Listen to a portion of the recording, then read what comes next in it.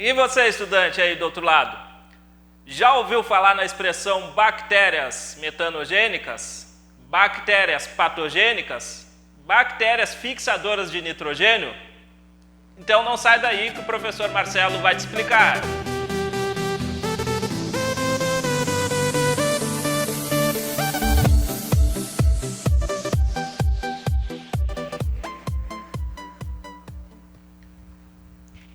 Fala, galerinha! Tudo bem com vocês? Seja bem-vindo ao canal, vamos para mais uma videoaula. Hoje nós vamos falar de árqueas e bactérias, ou bactérias e árqueas. Antes disso, vamos tomar nossa aguinha aí com a caneca mais linda do Brasil, né? A caneca do Chavante. Show de bola, galera! Vou largar aqui para a gente continuar. Muito bem, então, galera. Hoje o conteúdo vamos falar do primeiro grupo de organismos vivos que habitam a nossa Terra, nosso planeta Terra. Bom, na última aula nós falamos de vírus e os vírus não são considerados organismos vivos, uma vez que eles não são células, eles não entram no conceito de célula. A partir de agora a gente começa a ver esse grupo de organismos que aí sim são os organismos vivos, porque eles obedecem todas as características que são inerentes às células, ou seja, tem membrana, tem o citoplasma, tem ribossomo e aí ele consegue reproduzir-se sozinho, coisa que os vírus não fazem. Então a gente tem o primeiro grupo de organismos, o primeiro grande grupo aí, que são chamados de bactérias e árqueas. E aí é um ponto interessante, galera, para a gente discutir a questão de nomenclatura, classificação biológica, né? Vários livros trazem classificações diferentes. Se você observar, a gente está escrito aqui bactérias e árqueas. E se a gente obedecer esse conceito aqui, nós vamos ter seis grupos, 6 reinos, né? Que seriam bactérias, árqueas, protoctista, fungi, plantar e animal. Outros livros trazem a classificação como reino Monera. Também é uma classificação válida, tá? A gente traz várias classificações, mas todas são válidas.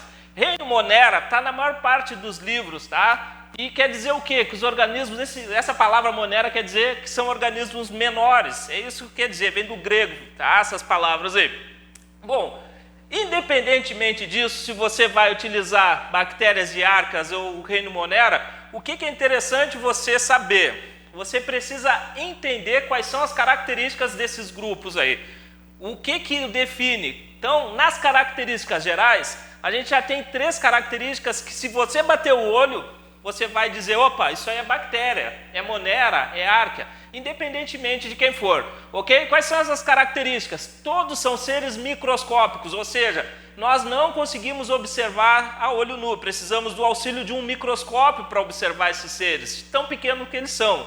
Eles são todos unicelulares, ou seja, cada organismo é formado por uma única célula. Tá? E se essa célula morrer, o organismo morre junto com ela. Tá? Então são seres unicelulares. E aí que a gente vem também numa outra questão, são procariotos, tá? E até sublinhei essa palavra, procarioto, porque tem muita confusão em entender o que é um procarioto e um eucarioto. Os procariotos são as formas mais simples de células que existem no nosso planeta. Tá? E por que a gente diz que é a forma mais simples? Tá? Porque ela não tem uma membrana nuclear individualizando o núcleo, ou seja, aquela membraninha que deixa o material genético guardadinho lá dentro daquele interior que a gente chama de núcleo no microscópio, e também eles não têm organelas, que são compartimentos membranosos que existem nas células eucarióticas. Bom, listando essas características, a gente consegue já dizer que esses organismos, eles são os mais antigos, tá? Os primeiros a habitar o nosso planeta. Ora, por quê? Por ser procarioto, unicelular e microscópicos, ok? Não existe bactéria ou árquea que seja eucarioto, ou seja, aquele que tem membrana nuclear, isso não existe. E então isso é uma dica, isso é uma pista para a gente entender que eles são os primeiros organismos a habitar o nosso planeta, tá certo? Então não te esquece disso aqui, ó. Essas 3 características vai nos levar a dizer que eles são organismos pertencentes ao reino Monera ou árquea e bactéria. Aí a classificação fica ao critério, né? Bom, se aparecer para você lá na tua prova, ó, esses organismos pertencem ao reino bactéria e árquea, sem problema algum. Se aparecer na tua prova também, esse organismo pertence ao Monera, sem problema nenhum. Não vai brigar lá com o cara que está com o fiscal da prova, né? Não vai brigar com o teu professor. Só entra na onda, gente, ó. Tem essas 3 características, pertencem a esse reino. Certinho?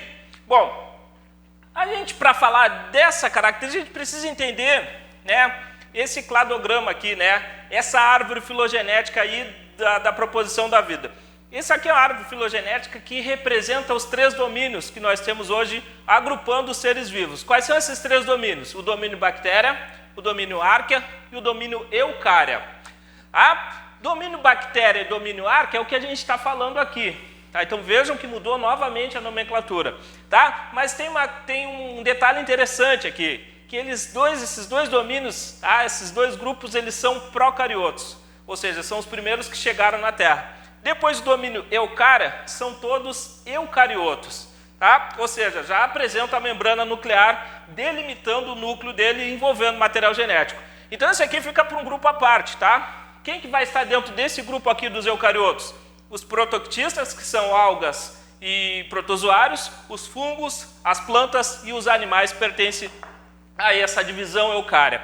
Os outros 2 pertencem aos procariotos, que são os primeiros organismos a habitar a nossa Terra. Tá? E aqui a gente tem um ancestral comum, que é o ancestral de todas as células, ancestral de todos os organismos vivos que estão representados hoje no nosso planeta. Tá? Então, só para a gente dar uma entendida, entender como que isso funciona, isso aparece muito aí nas questões envolvendo aí as bactérias ou até mesmo de classificação biológica, que está muito envolvido aqui. Certo? Bom, isso é para uma aula depois seguinte, a gente vai ver todos isso aqui. Agora nós vamos nos deter nesses 2 grupos aqui, bactéria e árquea. Tá? Só um detalhe interessante para vocês verem, a árvore filogenética, bom, nós temos ancestral comum, aqui derivou um ramo, bactéria, e aqui derivou o ramo eucária. E de onde parte a árquea? Parte do ramo do eucária, ou seja, isso mostra o quê? Mostra um parentesco filogenético mais próximo de árquea com eucária em relação à bactéria. O que tu está querendo dizer, professor? Eu não estou entendendo. Calma. Eu quero dizer que o nosso grupo irmão são as árqueas, tá? Diferente de bactérias. Isso que quer dizer, ou seja, nós temos um parentesco maior com as árqueas do que com as bactérias. Tá? Esse é assunto aí para classificação biológica. Ok? Então nós vamos nos deter aí nos procariotos. Então não te esquece, procariotos sem membrana nuclear e sem organelas membranosas. Os procariotos têm apenas o básico para ser considerado célula, que é uma membrana, um citoplasma, ribossomos e material genético, e com isso ele consegue fazer proteínas e se reproduzir. Isso é o básico para ser considerado vida. E existe até hoje bactérias, hein? Existe, né? Por mais que sejam estruturalmente simples, hoje tem bactérias aí que incomodam, que fazem bem.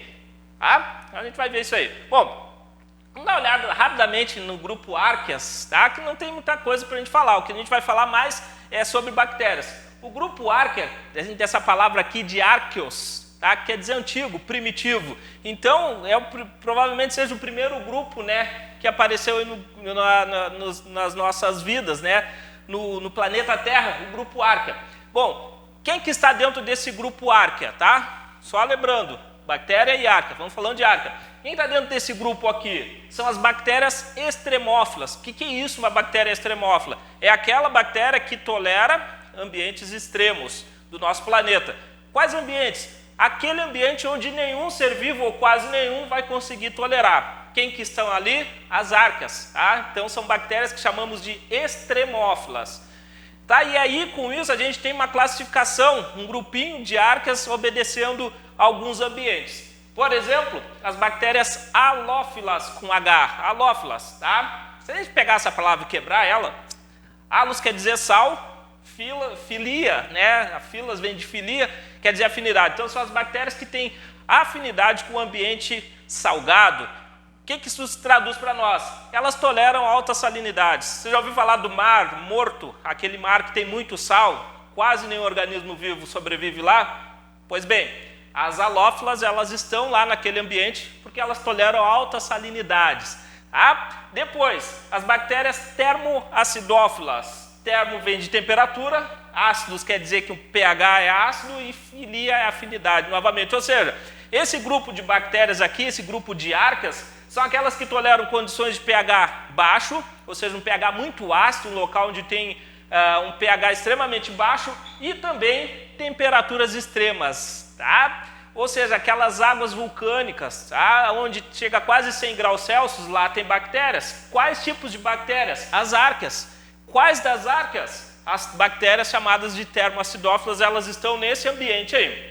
E depois as bactérias metanogênicas, toleram altas concentrações de metano no ambiente, tá? E onde que tem metano? Muito. Alguns exemplos, nos pântanos tem muito metano e também no intestino de ruminantes, ou seja, dos animais que pastam, né? Que utilizam matéria orgânica, celulose, para obter energia. Tá? Então essas bactérias estão lá, metanogênicas. Ok? Então as árqueas, elas se resumem a isso, tá? São aquelas bactérias de ambientes extremos.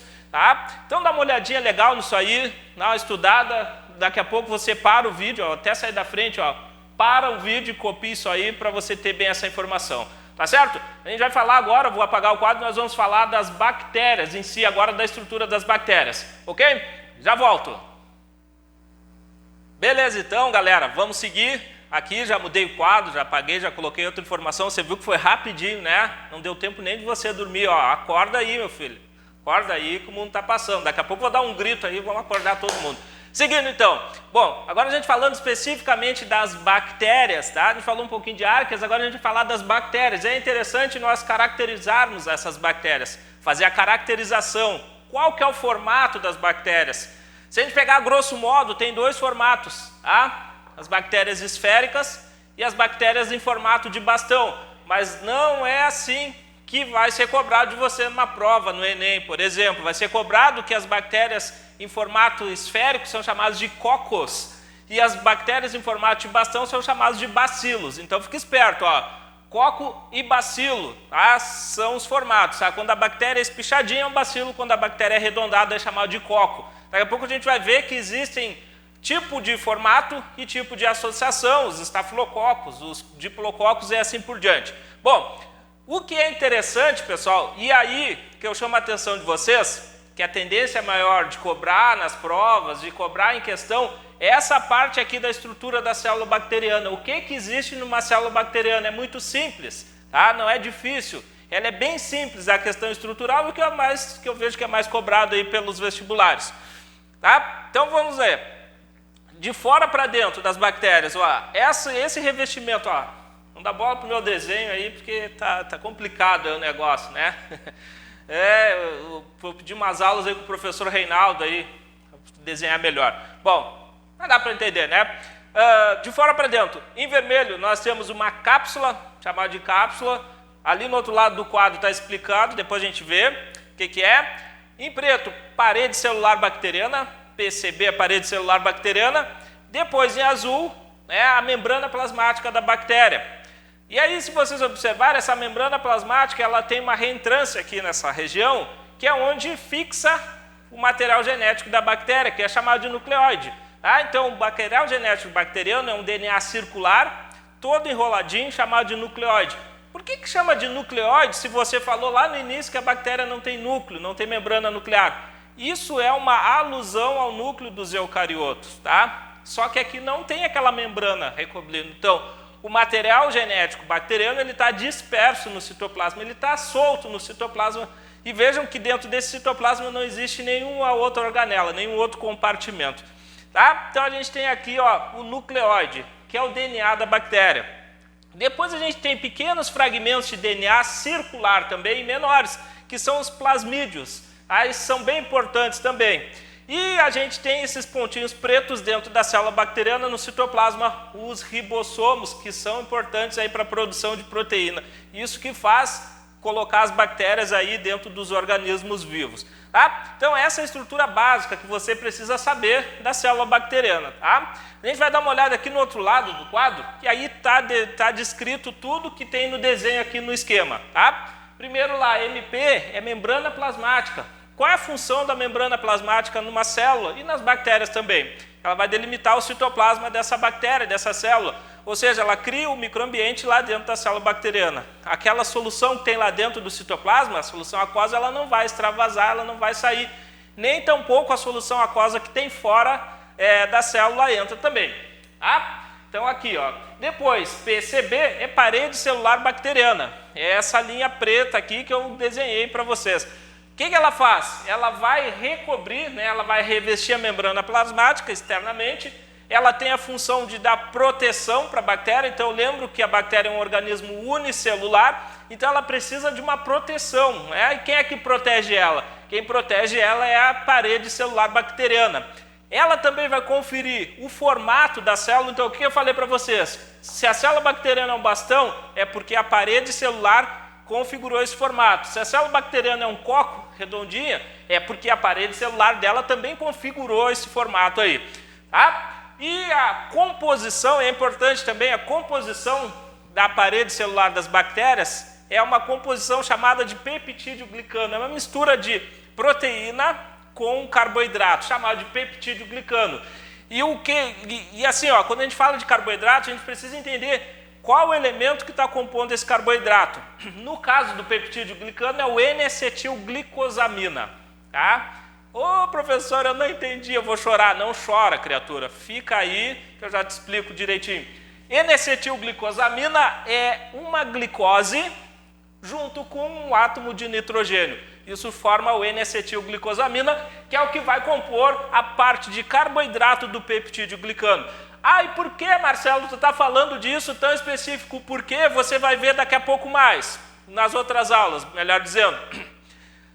Alga tem parede celular, fungo tem parede celular, planta tem parede celular. Meu Deus, tem!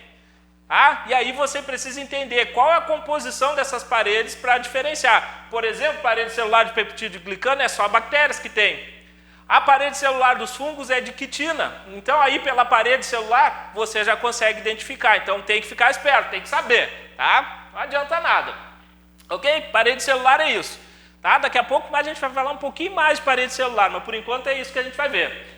Cápsula, ela está presente em algumas bactérias, não está presente em todas. E essa cápsula, ela é uma composição mucilaginosa, ela é de muco. Tá? Eu não sei o que é muco, Marcelo. Ó, dá uma catarrada na tua mão, ó, puxa aquele lá do fundo do pau. É aquele coisinha bem espesso, assim, ó, sabe? Aquele muquinho que vem na garganta da gente, aí de vez em quando ele vem toda hora e a gente engole ele de novo. É isso. Isso é muco, tá? Isso é uma substância mucilaginosa. Então essas bactérias, eu fiquei com nojo, meu Deus, e agora eu não vou almoçar. Não, almoça, faz uma dieta, já aproveita. Muco, mucilaginoso é isso. Então é a substância pegajosa. E olha que interessante, pessoal. Essa substância pegajosa, ela é presente apenas nas bactérias, ou em maior parte nas bactérias patogênicas. Eu também não sei o que é patogênico. Meu Deus do céu. Patogênico é bactéria que causa doença. São aquelas que vão causar doença. Por que é importante, então, ter uma cápsula mucilaginosa? Porque imagina, essa bactéria está lá no teu organismo causando doença. Vem uma célula do sistema imune e tenta pegar ela. Como ela tem uma proteção de muco, ela escorrega e vai embora. A bactéria vai lá, ela escorrega e vai embora. Então presta atenção aí nesse detalhe. Tá? Essa é a cápsula, só nas patogênicas. Tem o nucleóide, que eu mostrei para vocês. Ó. O nucleóide é o DNA da bactéria, DNA bacteriano, DNA circular, tá? E esse DNA, por que a gente fala que o DNA é circular, pessoal? Porque ele tem as duas extremidades unidas, tá? Ele é todo enroladinho, preso ao mesossomo, que é a outra parte aqui que a gente está vendo, ó. MS é mesossomo, é o local, é uma invaginação da membrana plasmática onde vai fixar o nucleóide, chamado de mesossomo. Depois nós temos os plasmídios, vou mostrar aqui para vocês, são esses fragmentos de DNA também circulares, ou seja, com as extremidades unidas, e esses plasmídios não é obrigatório ter em todas as bactérias, ou seja, não é uma questão obrigatória ter na célula bacteriana, mas quem tem os plasmídios tem muita vantagem, por quê? O que eles fazem? Os genes que estão naquele DNA, aquele fragmento, eles são responsáveis por dar resistência à bactéria às substâncias químicas do ambiente. Por exemplo, a bactéria está no ambiente onde libera uma substância que é tóxica para ela. O plasmídio dela produz uma enzima que degrada essa substância tóxica. As bactérias que são resistentes criam resistência aos antibióticos. Por exemplo, as que causam doença criam resistência ao antibiótico, é porque o plasmídio dela, o gene que está no plasmídio, produz uma enzima que degrada o antibiótico e aí elas criam resistência. Então, na maior parte, as superbactérias que a gente escuta falar de vez em quando aí nos jornais, né? Criou-se uma superbactéria no hospital. É muito em virtude do uso do antibiótico e essas bactérias, através dos plasmídios, promovem uma resistência. É importante lembrar que nós não podemos hoje comprar antibiótico nas farmácias sem receita médica. Tá? Isso é uma das causas para não criar superorganismos, né, através dos seus plasmídios. Certo? Bom, e aí nós temos no final os ribossomos, que são aquelas estruturas responsáveis por fazer síntese proteica, ou seja, a tradução, né, a leitura do RNA mensageiro acontece no ribossomo e a montagem do polipeptídeo, ou seja, a síntese proteica são nos ribossomos aqui. Para ter vida, então tem que ter ribossomo, tem que ter proteína, ou seja, tem que fazer proteína. Vou pegar minha caneta aqui e vou colocar mais um item nesse desenho aqui. Ok? Então vocês viram aqui que tem tudo isso. Bom, nas bactérias, pessoal, ainda tem mais uma coisinha que pode ter aqui, ó. As bactérias podem ter uma estrutura chamada de flagelo. Vou escrever aqui. Os flagelos das bactérias servem para locomover a célula bacteriana, ou seja, o batimento desse flagelo faz com que elas se movimentem e pode ter mais de um flagelo por célula em algumas bactérias, tá? E esse flagelo funciona de forma diferente dos flagelos das células eucarióticas, tá? Ele tem um motorzinho, tá, que faz esse flagelo girar, tá? Então ele gira. E as bactérias também têm, ao longo delas, pelos, tá? A gente chama de pelos. São pelinhos, parece fios de cabelo ao longo do corpinho dela. Vou colocar aqui. Pelo ou pile, tá? Pelo ou pile, tá? Pode ser o mesmo termo, tá? Esses pelos e essa pile, tá? Aí fica a critério de quem for passar o conteúdo, né? Eu chamo de pile. Serve para fixação da bactéria no substrato. Por exemplo, aquela bactéria que cria plaquinha na garganta, né? Quando o médico vai lá, põe aquele palitinho e diz para você, ó, você está com placa na garganta. É porque as bactérias estão ali, ó, grudadas na mucosa da sua garganta e através da pile está fixando ela ali, tá? Então são essas as estruturas. Então tem que ficar esperto aí, dá uma olhada boa, copia esse quadro aqui, pessoal, copia ele e associa ao desenho, que essa é uma parte bem importante aí do conhecimento das bactérias, certo? Vamos mudar o quadro novamente, a gente já volta aí. Ok, meus senhores, voltamos já com o quadro modificado de novo, ó. Viu? Não deu tempo de você ir no banheiro, foi rapidinho, ó. Rapidinho. Bom, nós falamos agora no último quadro da composição da célula bacteriana e eu falei para vocês da parede celular. Ah, lembra que eu falei? Parede celular que reveste a membrana externamente. Beleza. O que a gente precisa entender agora? Entender que existe uma classificação das bactérias quanto ao seu formato e o tipo de associação que elas fazem, tá? Lembra que o formato da bactéria é caracterizado, ou seja, é dado pela parede celular, ou seja, a parede celular que determina o formato, né, da bactéria. Bom, existem bactérias que vivem sozinhas, que vivem isoladas e outras bactérias que vivem em agrupamentos. As que vivem em agrupamento não necessariamente dependem uma da outra para sobreviver. O que eu estou querendo dizer? Que elas não necessariamente vivem em colônia, tá? Mas podem viver em colônia. Ou seja, as que estão agrupadas, se tirar elas do grupinho, elas vão sobreviver também. E tem aquelas que vivem soltas, sem agrupamento nenhum. Tá? Então, dependendo do formato e dependendo do tipo de associação, nós temos classificações e que dão nome até a espécies de bactérias. Lembra que eu falei para vocês, a redondinha é o coco? Então a gente tem o coco separado, o coco único, então a gente chama apenas de coco. A gente pode ter bactérias que ficam agrupadas de 2 em 2 cocos, chamados de diplococos. A gente tem aquelas bactérias que formam um colarzinho, tá? Um coco seguido do outro. Aí nós temos o agrupamento chamado de streptococcus, tá? Um grupinho colado no outro. Tem aquelas bactérias que os cocos formam um cacho de uva, né? Um agrupamento parecido com um cacho de uva, esses são chamados de staphylococcus, tá? E tem aquelas bactérias que os cocos formam um cubo de 8 células, tá? Ou seja, é um quadradinho com 8 células, aí nós chamamos de sarcina.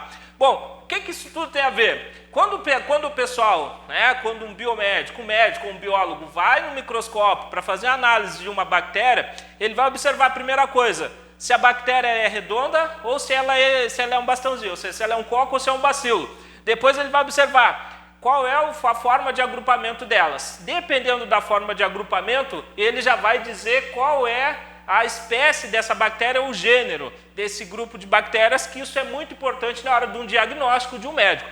Por exemplo, se ele olha um coco lá, agrupado parecendo um cachuva, ele vai dizer que é um Staphylococcus. E aí entra um grupo de bactérias muito importante chamado de Staphylococcus aureus, tá? Uma espécie de bactéria extremamente agressiva que causa muito problema aí para o pessoal, tá? Então, às vezes, quando a pessoa está infectada com esse grupo de bactérias, Staphylococcus aureus, o problema é bem grande, tá? Os antibióticos tem que ser internada a pessoa e receber a medicação pela veia, tá? Para você ver a gravidade. Então, isso que precisa saber, tá? Esse tipo de agrupamento e o tipo de célula bacteriana. Os bacilos não ficam fora disso também. Ó, a gente tem o bacilo separado, sem nenhuma associação. A gente pode ter bacilo formando também uma linearidade, ou seja, um bacilo unido ao outro, a gente chama de streptobacilo. Tá? A gente pode ter o bacilo que ficou tortinho, parecendo uma vírgula. Ó, olha só, é um bacilo que parece uma vírgula e a gente chama ele de vibrião. E o bacilo que ele é em espiral, chamado de espiroqueta. Tá? Também vão determinar aí a forma, e o tipo de associação. Os bacilos eles não se associam muito, eles mudam a forma desse bastãozinho. Ou ele é em vírgula, ou ele é em espiral. Tá? E aí o cidadão vai conseguir saber qual é o tipo de bactéria que está causando determinado problema. Por exemplo, a bactéria da cólera, a bactéria que causa leptospirose, ela é uma espiroqueta. A bactéria que causa cólera é um vibrião. Tá? A bactéria que causa tuberculose é um bacilo separado e assim por diante. Tá, pessoal? Então é importante saber isso aqui, o tipo de forma, o tipo de associação, lembrando que a forma ela é dada pela questão da sua parede celular. Certo? Bom, falando em parede celular, nós temos aqui do outro lado do quadro uma outra questão bem importante, que isso é muito relacionado à patogenicidade da bactéria, ou seja, o quanto agressivo, o quão patogênica ela é. E aí a gente vem para aquelas classificações de bactérias gram-positivas e bactérias gram-negativas. Bom, o que é isso, gram-positiva e gram-negativa? Isso é uma coloração que se faz em laboratório, utilizando um corante violeta, o Lugol, que é uma substância química, e um outro corante, utiliza-se 2 corantes para corar essas bactérias. Tá? Gram foi o pesquisador que descobriu esse tipo de coloração. Mas por que saber? E por que isso tem a ver com parede celular? Muito bem, vejam só, bactérias gram-positivas é aquela que é composta por membrana plasmática e parede celular. Olha no esquema, membrana plasmática, MP, membrana plasmática, fosfolipídios e proteínas, e por cima dessa membrana aquela parede celular composta de peptídeo glicano, que vai dar resistência para a bactéria, vai dar o formato, ou seja, aquela parede que vai proteger a bactéria. Então as gram-positivas têm só isso. Vamos lá para o outro lado do quadro. As gram-negativas, o que elas têm? Mais uma camada além disso, ó, membrana plasmática, parede celular e uma camada exclusiva de LPS. O que é LPS, Marcelo? Lipopolissacarídeo. Tá? Isso é um LPS. Ok? Então percebam que essa bactéria ela tem 3 camadas, ó, membrana plasmática, ó, membrana, fosfolipídios e proteínas, uma parede um pouco mais simples, tá? Na questão de camadas, uma parede celular bacteriana, e a camada de LPS aqui em cima.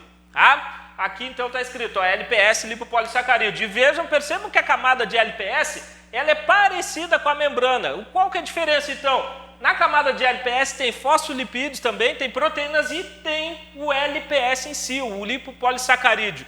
Isso faz toda a diferença porque esse LPS ele dificulta as células do sistema imunológico de reconhecer essa bactéria como um intruso no nosso corpo.